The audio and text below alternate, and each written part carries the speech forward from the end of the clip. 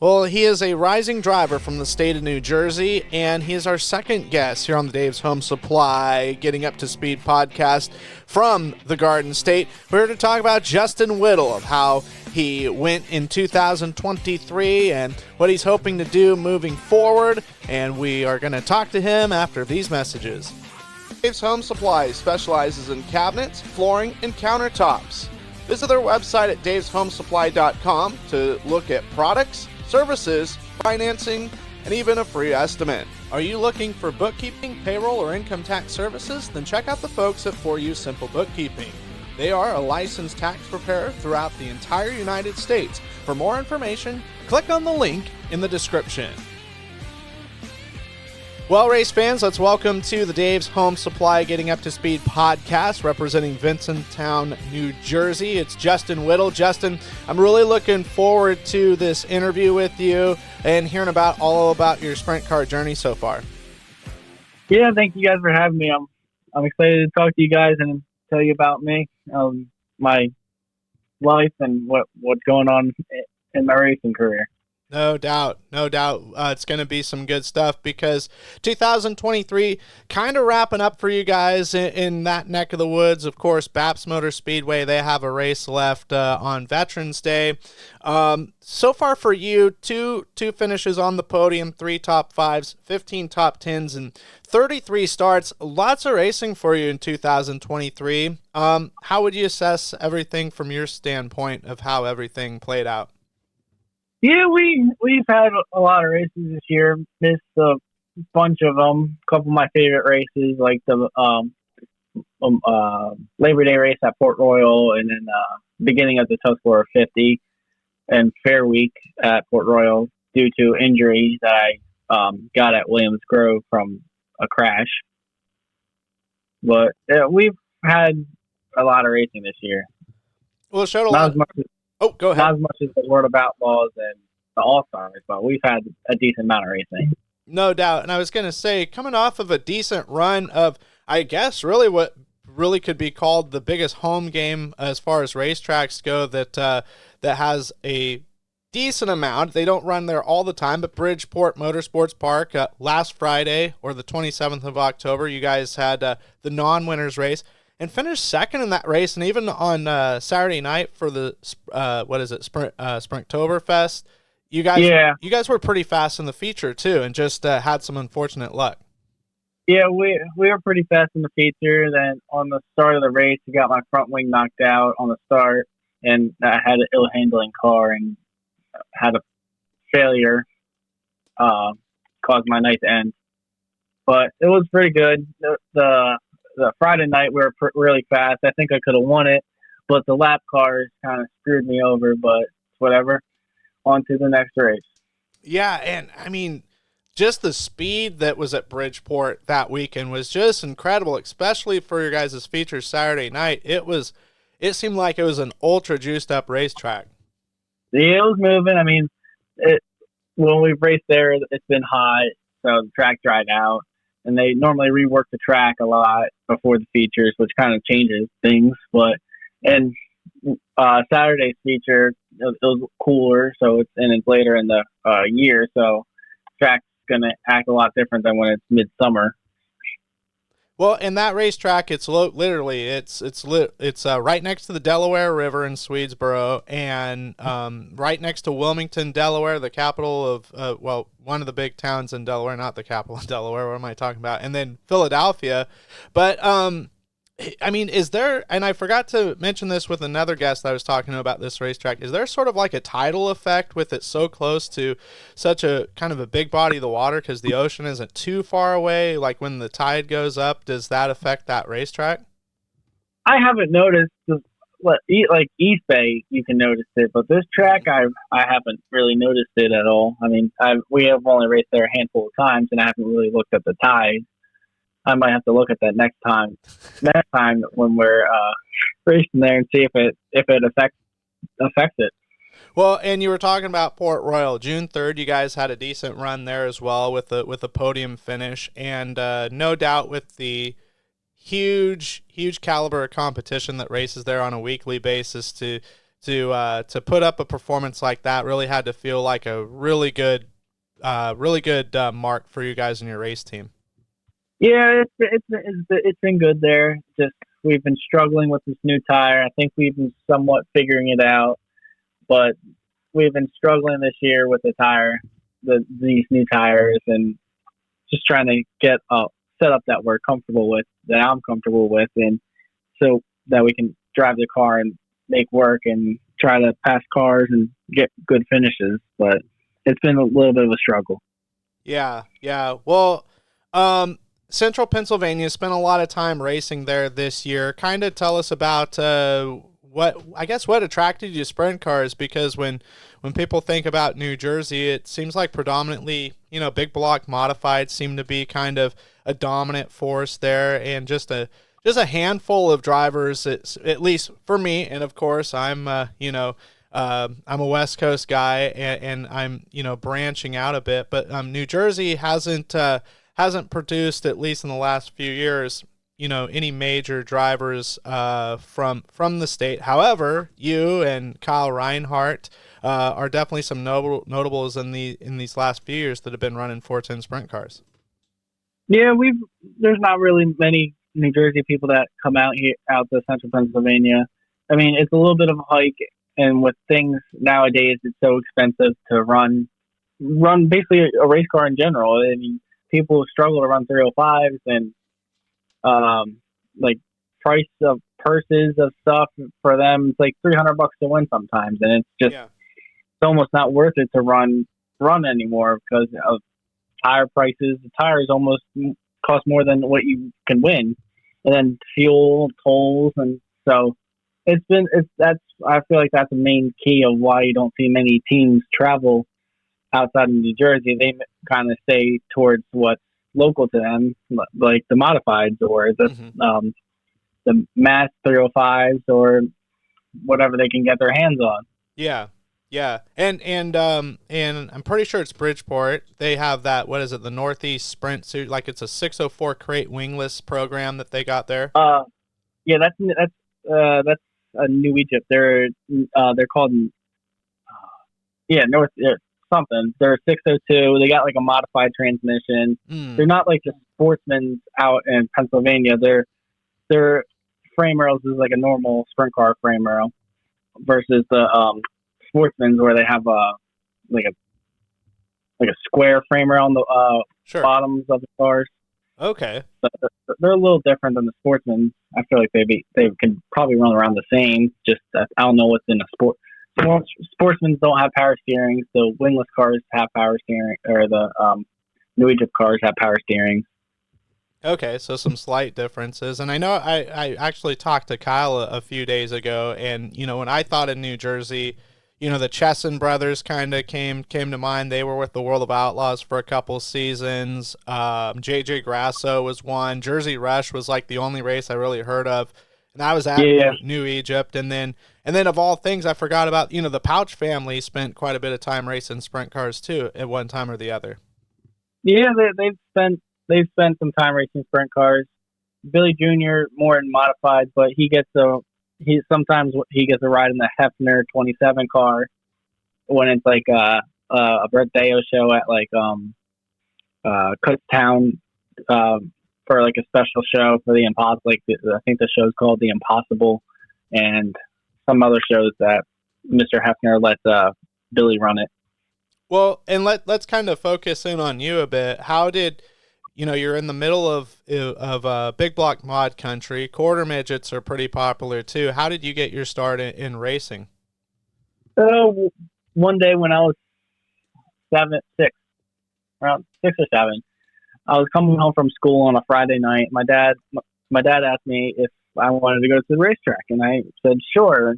I thought he meant the drag strip because he had a '69 Camaro that was all done up, had the big tires, and was souped up, roll cage, and all that stuff. And I thought we were taking his car, but we went to the quarter midget track that was right next to it, and I just fell in love with it.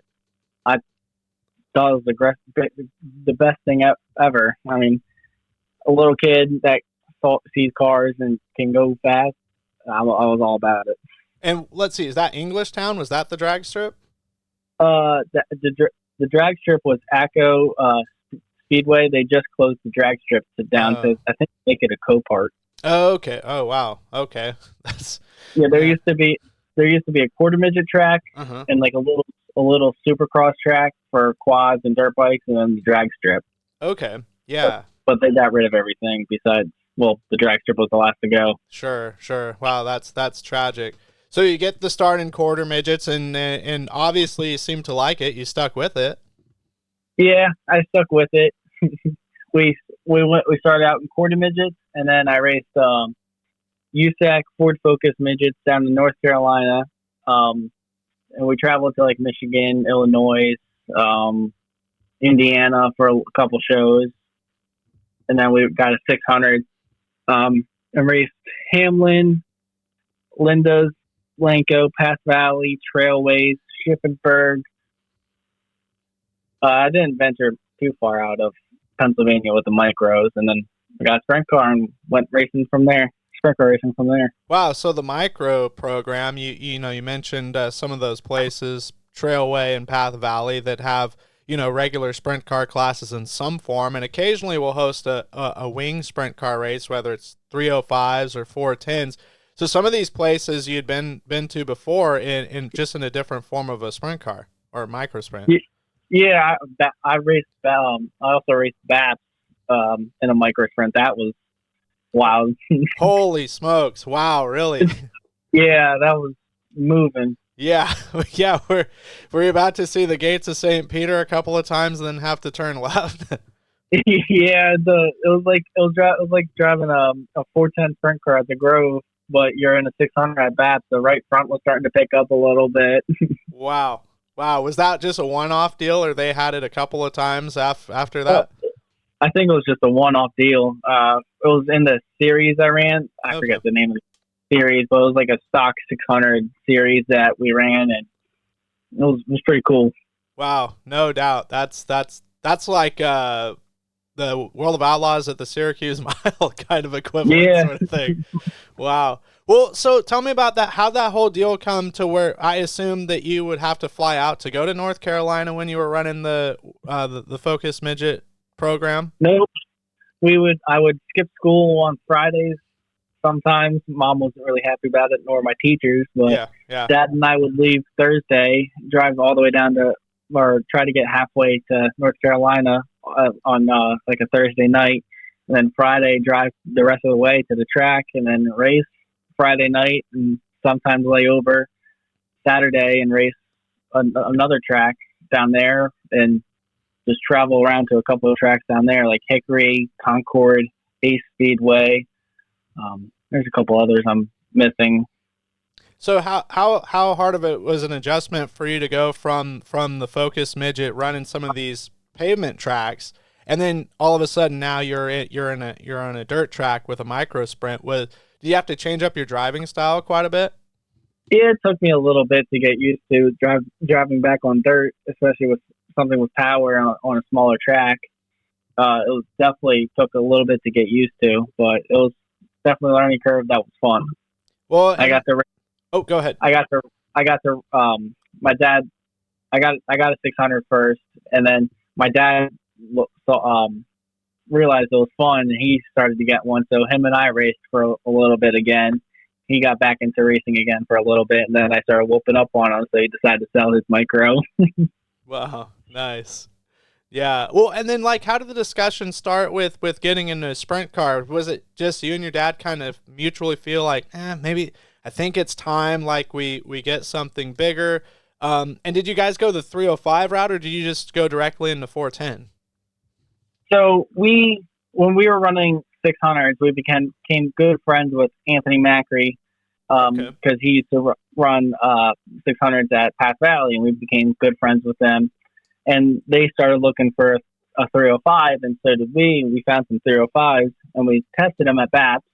But the owner of the Path series for 305s in central Pennsylvania would not let Anthony or I run because we were too young. We were like 14 and 15. They want us to be 16 to run.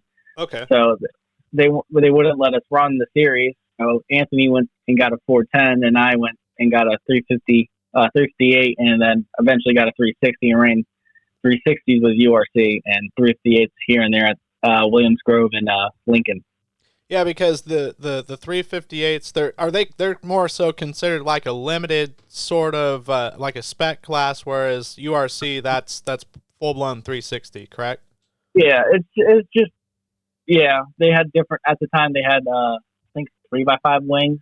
The 358 did. Mm-hmm. So it was, and the sideboards were off centered, so it was neat and challenging, but the top wings created the different top wing created bad driving habits. Sure. So Yeah. It was a good class. It just some things needed to be changed, and they changed it, and now it's a fun class. Yeah. I mean, and of course, go continue. Ahead. Oh, I was just going to say URC. That's a historic thing that has been around for such a long time, with deep roots in that part of the country in New Jersey, Delaware, and Pennsylvania. Yeah, URC. It was fun. It's 360s are almost nothing now around central Pennsylvania. There's barely any races. I think they raced 11 times. It's something crazy. Like you would think there would be more, but they didn't race all that often, I think. And I think more people are getting 358s or 360s or not 360s, 410s, and just racing 410s and 358s. There's not many 360 races around here. It really seems like the last couple of years there's been just this gigantic youth movement in Pennsylvania, which is great, of young drivers coming out of 305s, coming out of the 358s, and just because there's guys that they step away, right? And it's just a natural part of the sport. But there's some troublesome parts in the country where guys are retiring, but no one's coming in to kind of fill that gap. But I think Pennsylvania seems to be in a really good spot where you've got some guys that are kind of like, not so much passing the torch just quite yet, but pretty close. But you've got this new breed, this new generation coming in, and you among one of them. Yeah, I don't think there's many kids or newer guys coming in. I think the new kids, the kids that are coming in, the ones from the 600s, they're loving the wingless, so they're either going to midgets or getting a wingless sprint car and doing that. I mean, there's a few kids coming up that I see around the track that have been pretty good. I mean, I feel like I'm not that much older than them, but I'm calling them kids. Sure, yeah, no doubt. I mean, and youth is always a healthy sign that the sport's in good hands too. Yeah, some things are a plus and some things are a minus with the kids. Like they need to gain respect, but they don't give it, and it's just pros and cons. And I say all that, and Danny Dietrich is still having good years. Lance Deweese is still lethal. So I mean, there's definitely, the more things change, the more they stay the same. Yeah. Lance is always good. Danny's always good. Marks is always good. They're guys to respect, and they're always willing to talk, and they're good guys. Yeah, for sure. I'm really interested to see how this Shear number 12 deal is going to work out for Lance. I think it'll be a good deal because I think Brent Shear will be getting a little bit of having some good things coming to that program. Yeah, I think Lance is. This is from my opinion. I think Lance is setting up something so where his son can just take over, and I think Barry Shear and Brent Shear. I mean, I know Brent Shear and Cole Deweese, Lance's son, are buddies because they race 600s together, and I think they're just going to partner up and let if Lance one day just wants to be done, they'll let his son take over the wheel. Sure, yeah. And then for you, like what are some things that you would like to achieve, kind of looking down the road? I mean, obviously no one's got a crystal ball or anything like that or can predict the future, but are you happy with just running the central Pennsylvania scene, or would you like to kind of spread your wings a little bit and maybe do like I'd, the Ohio Speed Week or whatever that's going to be, or Knoxville? yeah, I'd like to spread my wings a little bit. I mean, I'd love to go out to California. I mean, I've seen Corey Day out there whooping up on everybody, and Dominic Selzy. He seems pretty cool. I want to go out there and experience those tracks, because those tracks I feel like are completely different than the ones out here, and it's a whole new learning curve out there. And I just want to try it. I mean, I'd like to try Ohio Speed Week. I'd like to go to Knoxville. Eldora. I'd like to go back to Eldora again. That was probably one of my favorite tracks and races. And how is that going to Eldora for the first time versus racing some of the tracks that you're accustomed to, Williams Grove, Port Royal, things of that nature, with like the long straightaways, kind of sort of on the flatter side of things, then you get to this just high bank monster? I've been there to watch when I was racing quarter midgets, and I watched the Sammy Swindell blow a tire and Tyler Walker win the Kings Royal?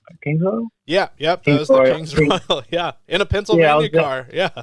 Yep, I was there for that. My buddy has a piece of Sammy Swindell's tire still from when he blew a tire.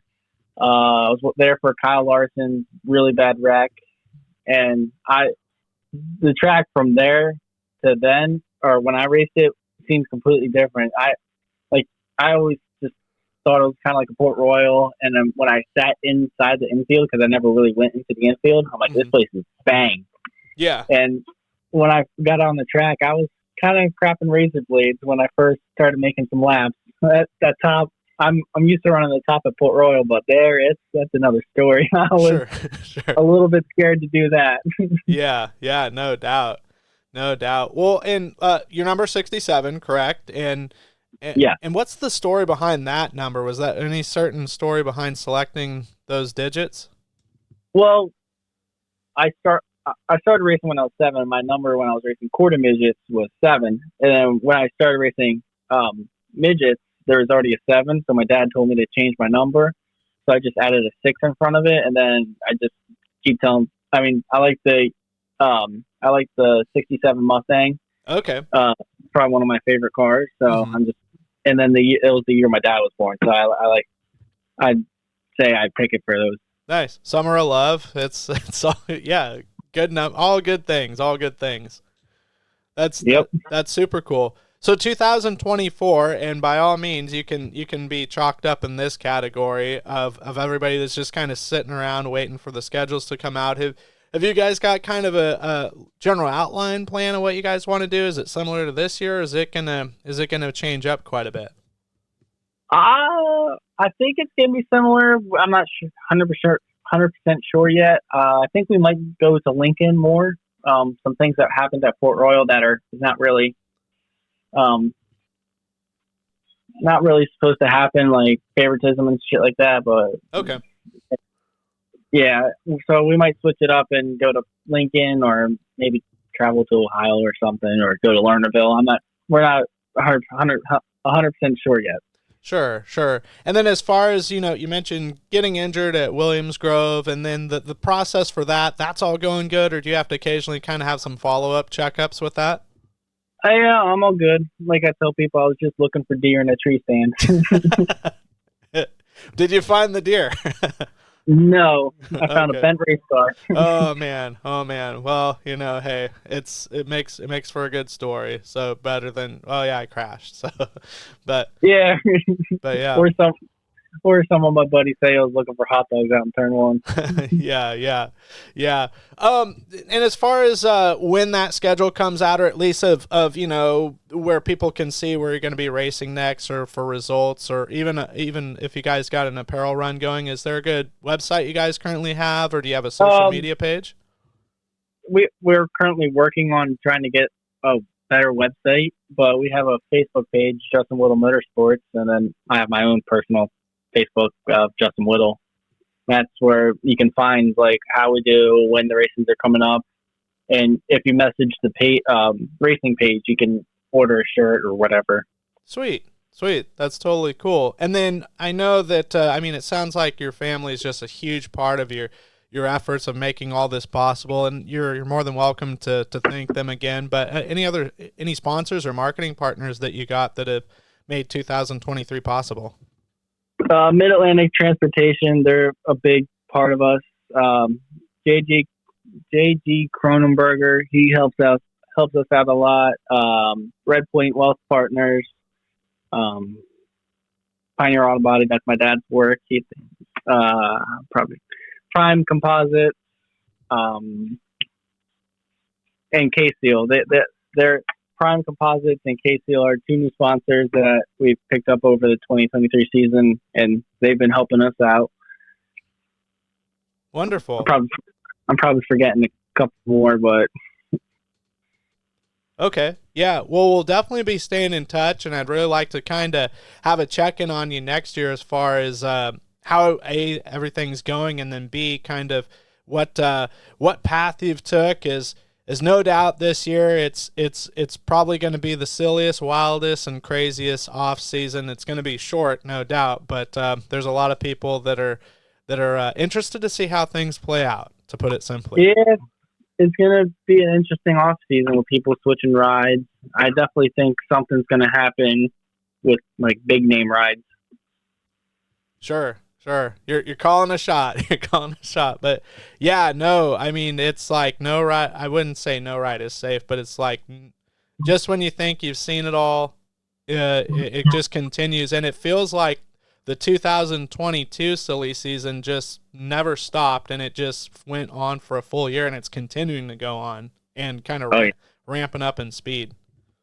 Oh, yeah. Well, awesome, Justin. It's been great to meet you, great to get to know you, and really looking forward to see what the future has in store for you for sprint car racing.